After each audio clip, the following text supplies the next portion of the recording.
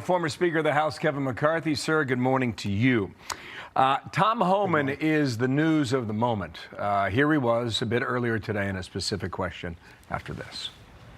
To the folks out there in America that voted for this, that want mass deportations because they saw a mass invasion under Joe Biden, what would you say to them? I want this to be a positive thing we're doing here today. I also want to remember the politicians are continually attacking us. Where were they the last 4 years when the number of women and children sex trafficking went all-time high?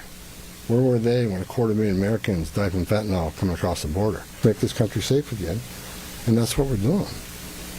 But my 2.5 days up here, we made a lot of progress.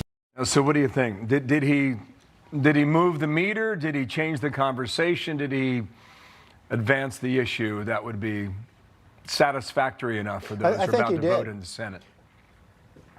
Well, no, the Senate's a different situation.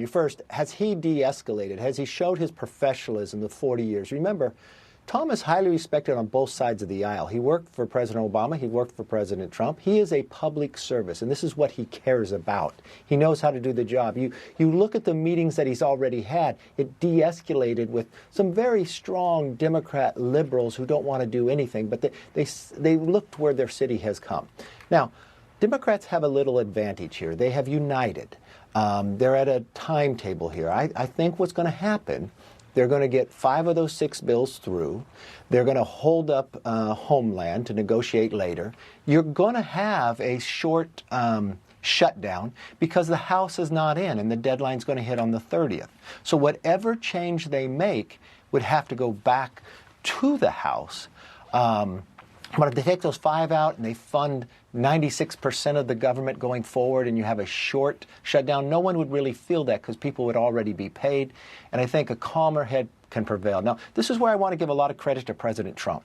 When this situation started, look at how he handled it. He sent Tom Homan up there. He started communications with the governor, with the mayor and others. That really calmed a lot of people down. He has been negotiating the White House with the Senate Democrats.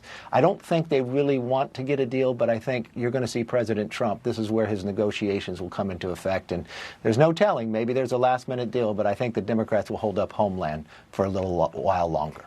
Okay. In the meantime, the rhetoric is ramping up from all sorts of different folks from the left on anti-ICE. Watch here.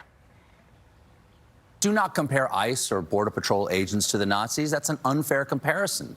The Nazis were willing to show their faces. They're blatantly murdering U.S. citizens, detaining 5-year-olds. This is a fascist government. He has governed with malice and used ICE agents to terrorize our cities. Law enforcement will prosecute you for kidnapping, battery, assault, murder. An ICE agent brings some X-Lax and put it in their drinks. Hey, so they're gonna kill us anyway, so I think maybe we should just mob them.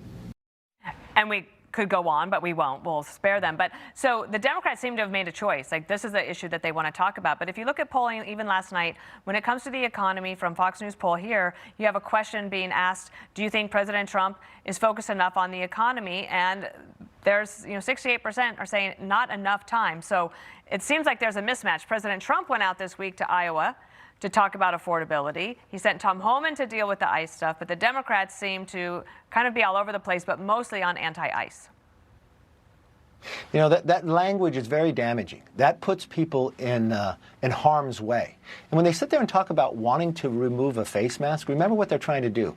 They want to know who these individuals are, intimidate them for literally doing a law enforcement job, and put their life in danger. That is the wrong place. And look at the people who are speaking. They're not even talking about the truth. Now, there's polling that you're seeing about the economy. That is really lagging where the economy is. And this is what the election is going to be about. It's going to be about the economy and health care. But President Trump has lowered gas prices. You watched with the bill passed last Congress. That is going in effect in the tax provisions. You're looking at the investments coming in. It's going to constantly improve, but it's how people feel about it. So it'll always lag a little bit behind. But I think at this cabinet meeting today, you're going to hear the president talking a lot about the economy. And this is the one thing I will say. Maybe the polls show that because the president works on so many items, they're not seeing really everything that he's doing in the economy. And when something rises up like it did in Minneapolis, that overtakes the good things that have been happening in the economy. All right, that's going to start a little later this hour, 11 o'clock Eastern. Thank you, sir, for coming on. Kevin Thank you. McCarthy, nice to see you. Thank you.